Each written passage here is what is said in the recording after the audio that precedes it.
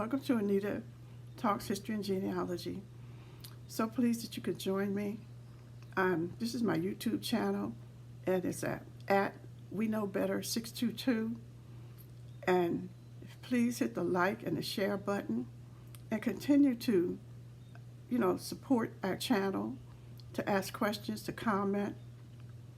And I want to make a disclaimer that whatever I'm speaking here is from my experiences, from what I know, and from what I believe. And this is my opinion. And, you are free to fact check me, to, ask questions, and, to participate.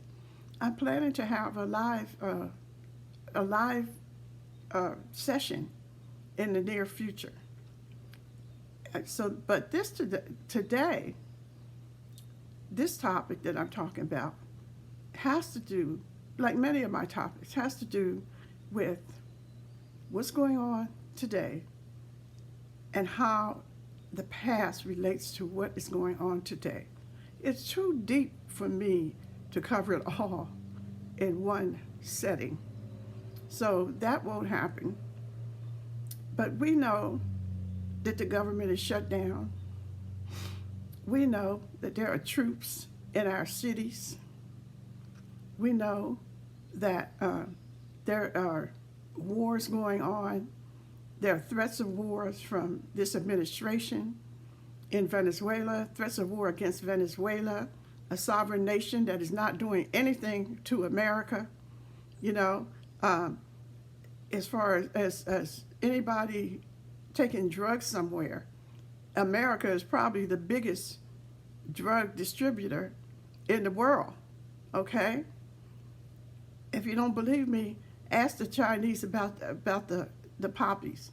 Ask the Afghanistan about what was going on with their poppy fields and their poppy seeds, and how the imperialists were trying to control what was growing in their country. The same thing in China, there was the opium dens, but it always had to do with the colonials, the colonizers going into those countries and trying to control the drugs in those countries.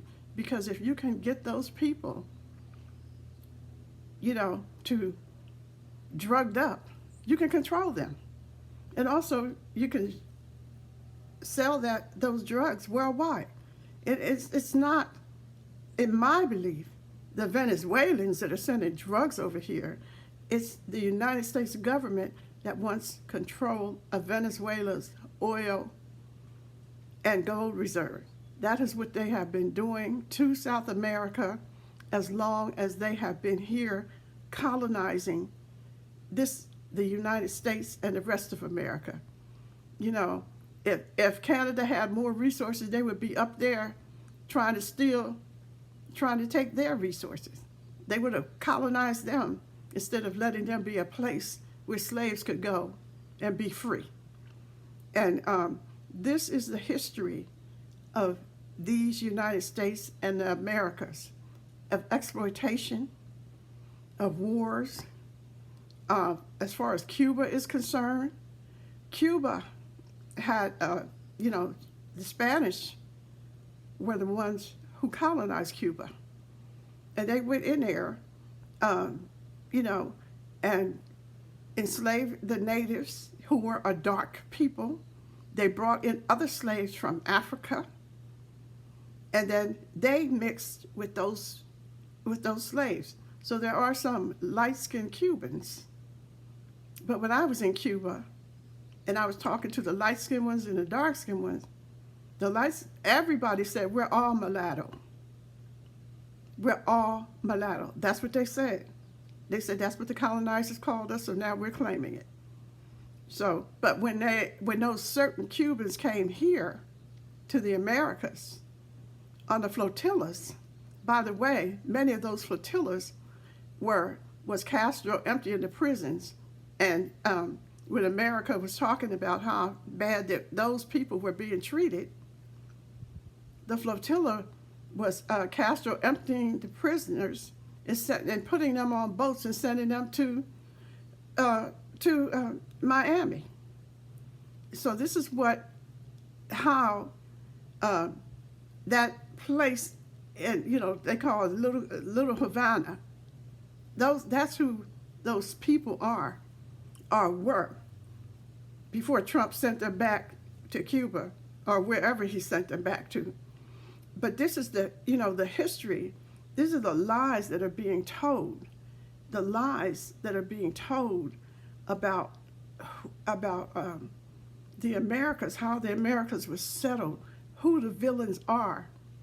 And so in Cuba, Batista, after the Spanish were sent away or whatever, or left, they they had a series of governors, and Batista, the one that Castro's revolution was got rid of, he was killing college students who were going out to where the farmers were out in the rural areas. They were going out to educate the people in the rural areas, and Batista was having them killed. I met some of their family members. I saw the pictures. I'm not making this up. He was brutal, and he was being propped up by the United States government. And it was they were Batista himself was mixed race, but he hated dark-skinned Cubans. He hated them unless they were being used, being ignorant and out in the farm. They were supposed to be out in the farm areas working, period. That was it. They were not even allowed to come into Havana unless they came in as servants. And Miami Havana had all of the trade, the drug trade, prostitution, and gambling, and it was like a little Miami there in Havana. Even when they had entertainers, who were African American or going to Cuba, they had to stay in segregated hotels. They could not stay in the hotels where there were white Cubans, or there were those mobsters that were there from Miami. And there's a lot of information about that, but you're not going to learn that in your history books. But that's why Castro was the only one. Anybody else was afraid to go against Batista because they would be killed. They wouldn't stand trial. They would be killed. And Castro got together some desperate people, and he had the help of, I guess, the Soviet Union, because they became a communist government. But why would we look at them and say, oh, they're communists, we hate them all, and not look at the history of why they became communists or socialists? In other words, that was the people, that was who was helping them. And after Castro's revolution, the United States government has continued to try to send back some of those Cubans to to overthrow Castro's government, and they have not been successful. They have not been successful. And they do a lot of propaganda against Cuba. And one of the reasons that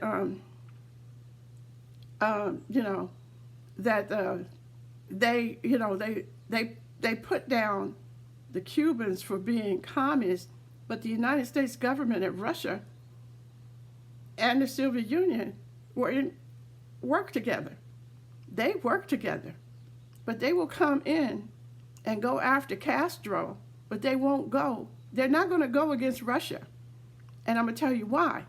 because they want Russia, the Soviet Union, and those people to be white.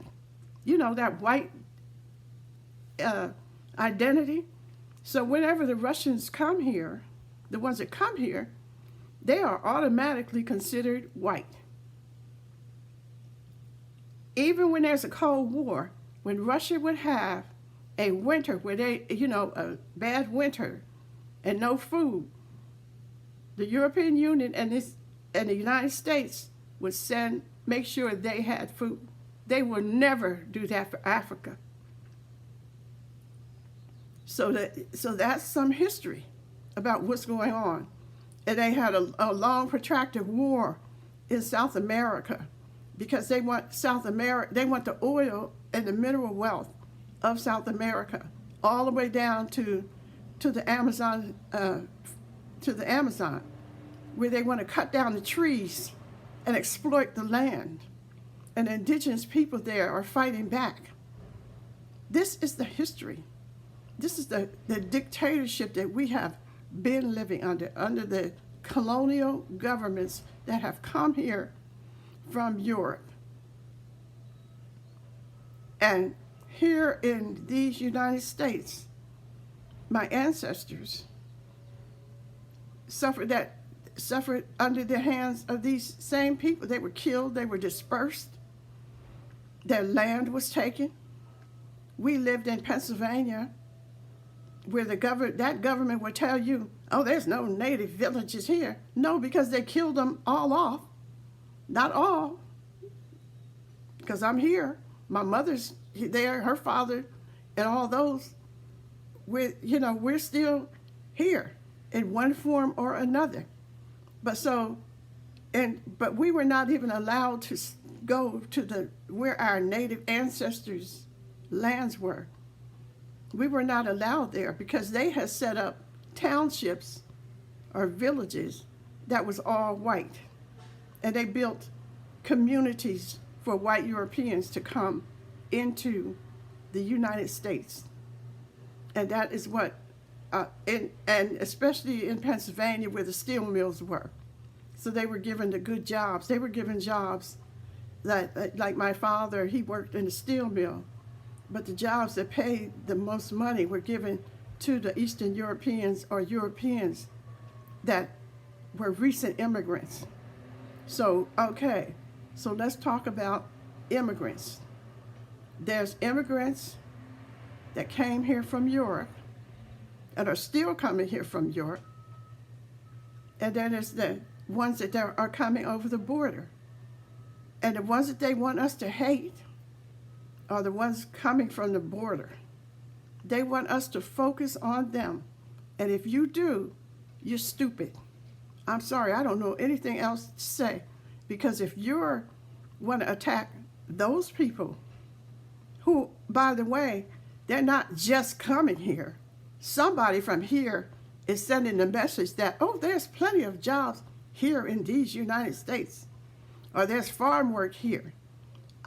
When I was growing up, there was a lot of Cubans and Puerto Ricans that did farm work that came, that was coming, and they were welcomed, because they were cheap labor. And nobody complained about them. And they worked their way up, some of them, into the middle class. Nobody complained about them. But they have made and there was always people coming from South America to work in the fields because that is one of the ways that you can move around if you don't have a lot of money or resources, and if you're trying to live a better life. So that's what they were coming here for. And they have used a media campaign to try to make us turn against these immigrants coming over the border, the southern border, while we turn a blind eye to the fact that most of the people sitting with Trump who are in power now are recent immigrants. By that I mean 2 or 3 generations, including Trump. And nobody is saying anything about the fact of all those immigrants sitting up there that are now running our country, that are turning back all of the gains that we made, because every gain that we made we had to struggle for, and are blaming the immigrants coming from South America and Haiti on what is going on in this country, when it is them who are fermenting this civil disobedience and the civil wars that are getting ready to start or are going on right now in America. So what they do is the media is allowing this. So I blame the media too. But they're allowing Trump and the MAGAs. But it did not start with Trump. It started with the Tea Party. But it has always been there. It has always been there fermenting, because they want to make this, the United States, my ancestral homeland, a white European country that is an arm of Europe. When they talk about Western society, they're including the United States. This country, my ancestral homeland, is not a part of the West. We're a continent here. We're closer to Africa than we are to Europe. What is this thing with, this is the West? This is not the West. This is occupied territory. That's what it is. It's not a white European country. It was colonized by the Europeans, just like South Africa was colonized by the Europeans. It's not a white country, you know? And the folks that are coming here, oh, I'm American. Before there was America, we were tribes. We had villages. We took care of the land. Our ancestors had clean water, had plenty of food and game, had cereals, were able to prepare. If there was a winter, they were able to live through the winters. And they actually saved the lives of these colonial settlers who came here and were dying. They took the time to save the lives of those whites in Jamestown. And those whites who were suffering through this horrible winter were cannibalizing each other. You know? That's how bad it was. But yet, when the natives saved them with corn and whatever, because the natives knew how to dry food, and they knew how to do all that stuff, and they saved their lives. And how did they repay them? Look at how they repaid the natives who were there. Like my Nanzatigo ancestors, who were the Rappahannock, the original Rappahannock Indians, were sold as slaves to Antigua. All the adults were sold as slaves to Antigua. The children were indentured, were kept here if they were under 12 years old, and they were indentured to the planters, or the plantations. They call them planters. I call them plantation. And how did they do all this? And who came here first? How did they come here? They came here the same way they went to Africa, with a Bible in their hands. Think about that. Because my ancestors had their own traditions of worship, and it included respecting the earth, respecting what came from the earth, the food, the shelter, the wind, the rain, whatever the earth gave to us, we respect it. But these people come with a Bible and some words that they interpreted, but they only interpreted it to benefit themselves. And they themselves brought a white Jesus. When Jesus people were out of Ethiopia, the Beta Israel Jews who are in Israel and whose women were being sterilized against their will. Don't take my word for it. Look it up.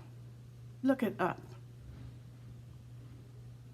And they were, and when the Beta Israel Jews went to give blood, the European Jews who are the ones in control, threw their blood away. Didn't want their blood. This is how the line of Christ, well, they don't even believe in Christ, but this is how they were treated. And they're still being treated, only a little bit better than the Palestinians. But the reason that they do that, the same reason why these so-called Christians who call themselves worshiping Christ and Christian have no problem having the KKK members there, have no problem lynching and killing and covering up their crimes against humanity, using a Christ that was in no way looked like them. The religion was stolen. It has been co-opted. And it's like being used against God's chosen people. That's the indigenous people of the lands. That is what they use Christianity against. So that's why they're so comfortable with Netanyahu and other Zionists using Judaism in the same way. And I just wanted to make that connection. That's why the Christians are so willing to support Israel, because those Jews are not the biblical Jews. They are not the Palestinians that they are killing. By the way, there are Christian Palestinians too. Are more likely to be the original Jews than the Zionists that are there, that came and are running things, who came there from Eastern Europe.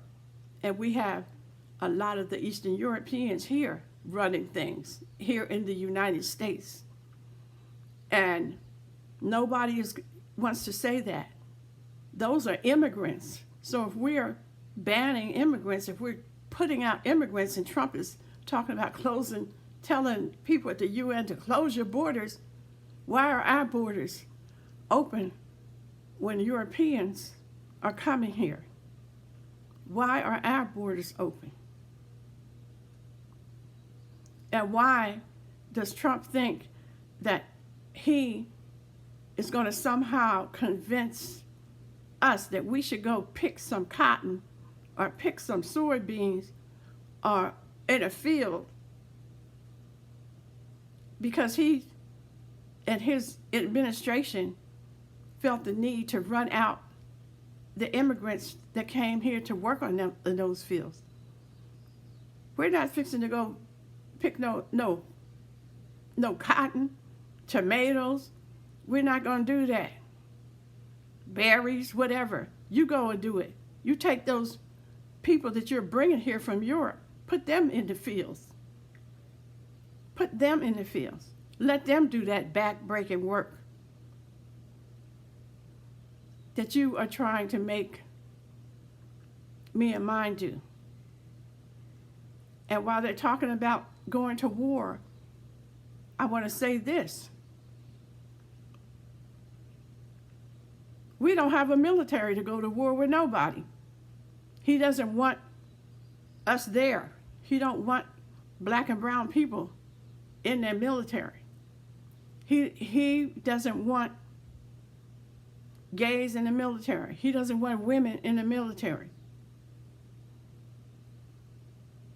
What he wants to do is go down to Venezuela and drop a bomb and kill innocent people so they can have access to the mineral wealth that is in Venezuela.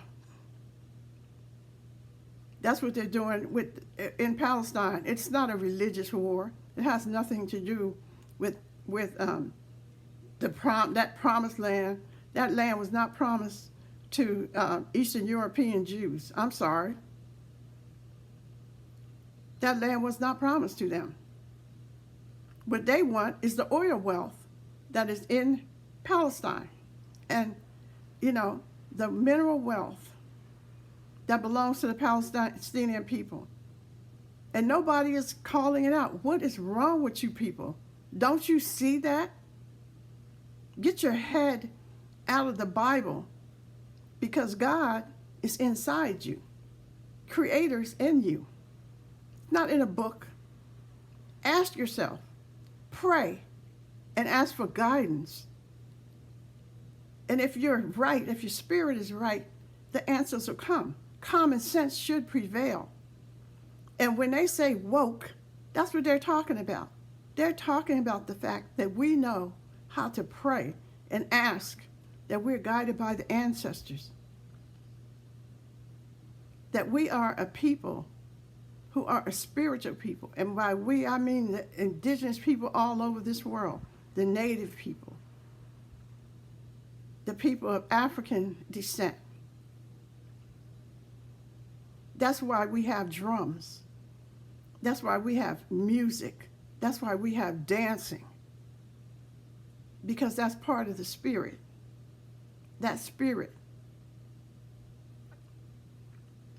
The singing, the humming, the wailing.